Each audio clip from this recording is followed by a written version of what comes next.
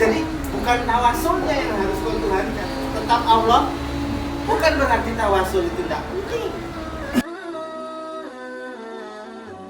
Kesembuhan bukan karena cerita, bukan karena cara, atau bukan karena benda apapun.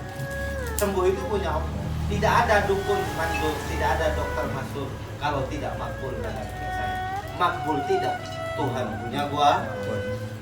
Kenapa saya harus gandrung sama apa kata dia dan meninggalkan Tuhan saya?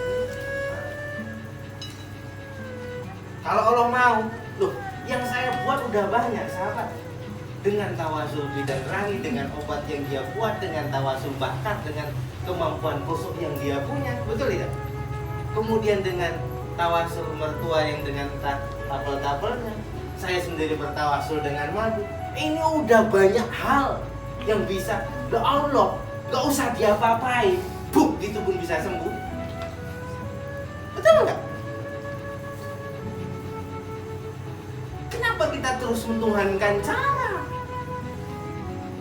Cara saya sudah buat. Kalau Allah mau turunkan kesembuhan, ini udah banyak yang udah saya buat. Dari situ bisa sembuh. Ternyata belum. Artinya Allah belum izin. Kenapa saya harus maksa kemana-mana? Oh, Allahnya yang belum izin. Betul tidak? Tapi kalau Allah izin, loh selama ini alhamdulillah, demam atau apa, saya bilang sama orang adik, selawat. Saya ajarkan istri saya itu mandi. Langkah rezeki pertemuan maut saya nggak tahu, entah saya mati duluan. Kalau dia bergantung sama saya, nanti dia nggak punya hubungan sendiri kepada Allah. Ketika anak saya, dia mau cemara. Maka semasa saya hidup ini sudah saya tanamkan selawat, minta sama Allah. Itu saya bilang sama istri saya. Kecuali dalam hal posisi udah kau kuat, udah mas. Tapi kayaknya barulah saya pegang. Alhamdulillah sembuh. Lah, bisa kan? Oh Allah nggak cuma dipegang gini aja kalau Allah mau sembuh. Nah ini udah banyak yang dibuat.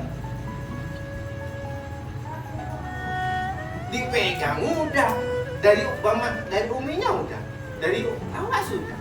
Oh kurang, mungkin kita tambah tawasul dengan benda, dengan madu.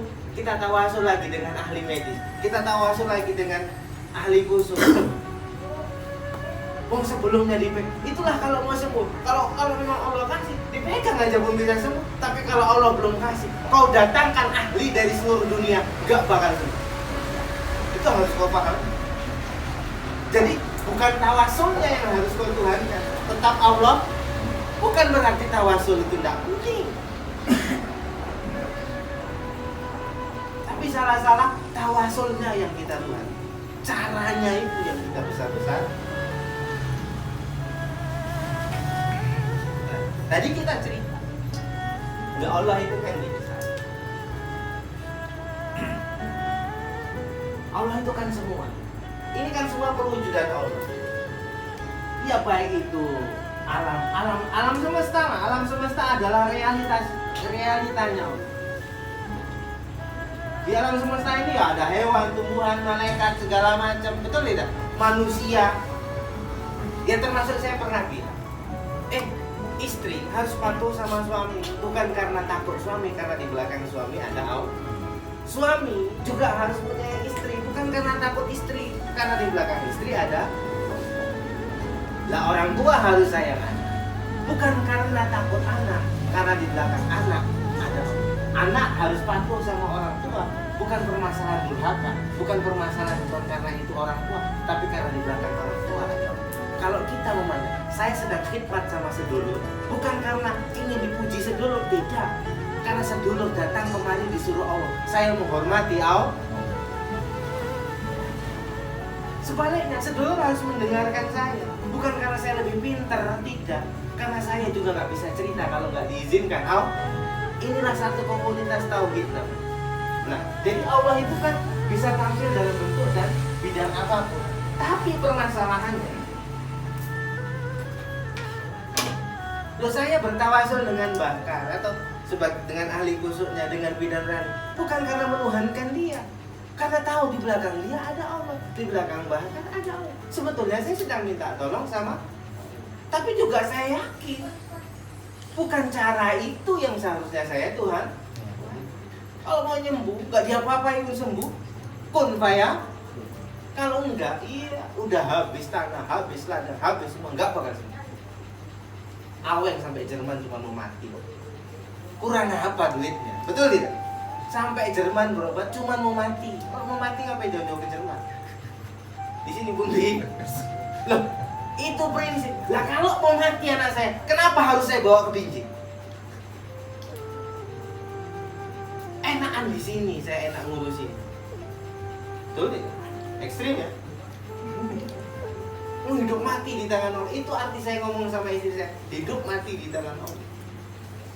Bukan berarti terus saya apa? Sudah berusaha seminggu, banyak hal yang sudah dibuat dan dikerjakan. Kalau mau mati kenapa harus jauh?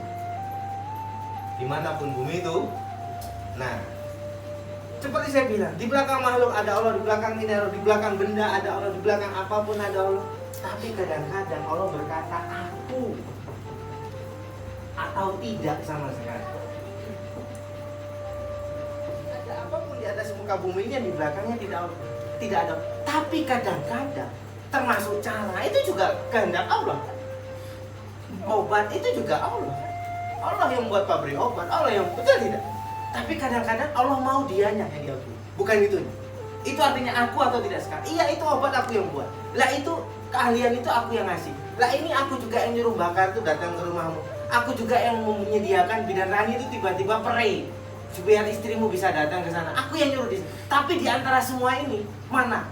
Aku atau ini tidak sama sekali. Ini paham maksudnya? Allahnya. Kadang-kadang dituntut dari bahasa aku atau tidak sama sekali itu. Iya, di istrimu itu juga aku, di suami, tapi aku butuh pengukuhan kadang-kadang sekali-sekali kata Allah. Akunya, bukan istrimu, bukan anakmu, bukan bidan, bukan obatnya, tapi aku atau enggak sama sekali. Paham ini maksudnya? Enggak paham dia enggak paham, karena dia enggak sulit. Loh, hah? Paham.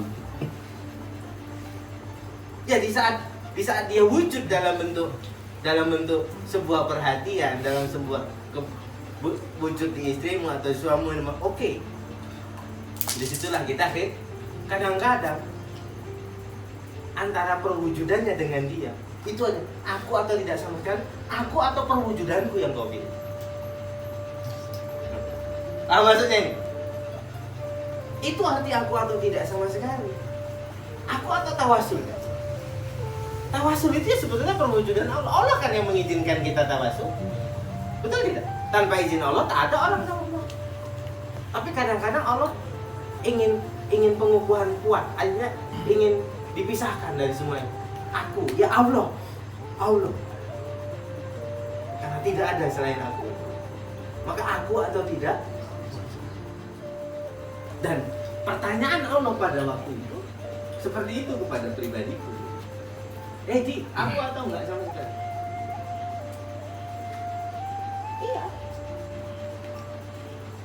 Cuman ini dalam bahasa tadi. Paham kira-kira? Paham.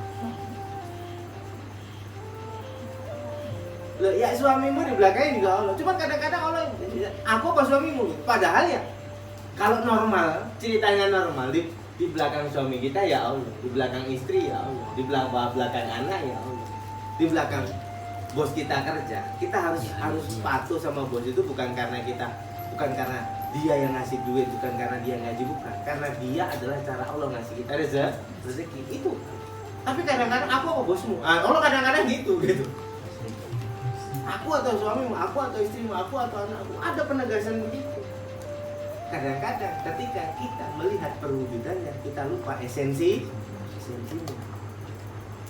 Ketika kita mulai kabur di situ, Allah akan mendatangkan yang namanya permasalahan atau penyakit atau lain-lain.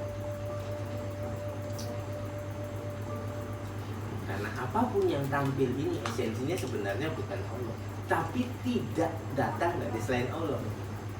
Tapi kan tetap bukan Allah ya. Allah Maha.